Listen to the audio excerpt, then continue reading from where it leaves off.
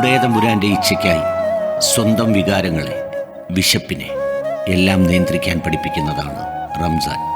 ദേവാലയ കേന്ദ്രീകൃതമായ പ്രാർത്ഥനയോടൊപ്പമോ അതിനേക്കാളോ എത്രയോ മഹത്തായ പുണ്യമാണ് മനുഷ്യരെ സഹായിക്കൽ.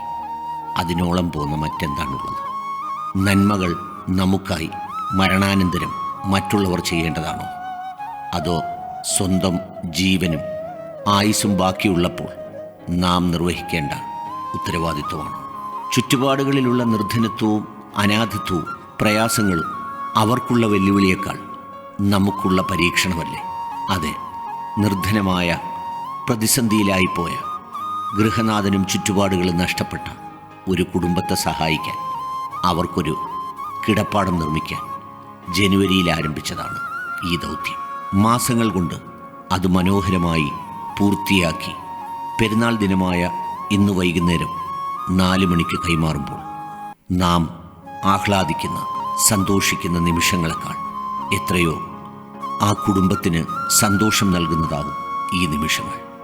ദൈവത്തിൻ്റെ മേൽവിലാസം മാത്രമുള്ള മനുഷ്യർക്ക് ഭൂമിയിൽ മേൽവിലാസമില്ലാതെ അലിഞ്ഞു തിരിയേണ്ടി വരുമ്പോൾ മേൽവിലാസത്തിൻ്റെ പേരിൽ മേനി നടിക്കുന്ന നമുക്കൊക്കെയും ആത്മവിചാരത്തിൻ്റെ നിമിഷങ്ങൾ കൂടിയല്ലേ എല്ലാ പുണ്യമായ ദിനങ്ങളുടെയും സന്ദേശം. ഒപ്പം കൂടി സഹായിച്ചവർക്ക് എല്ലാവർക്കും നന്ദി.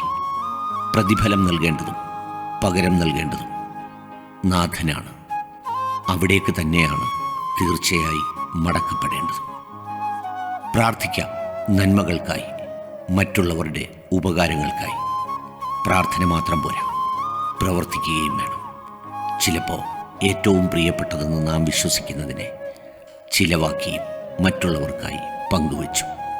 മൈലാഞ്ചിയിലകളാൽ മായ്ക്കപ്പെടാതെ മുദ്ര ചാർത്തപ്പെടുന്ന ആ മനോഹരമായ നിറത്തെപ്പോലെ ഹൃദയത്തിലും നന്മയുടെ മൈലാഞ്ചി വർണ്ണങ്ങൾ ചിന്തകളെയും പ്രവൃത്തിയെയും മനോഹരമാക്കട്ടെ.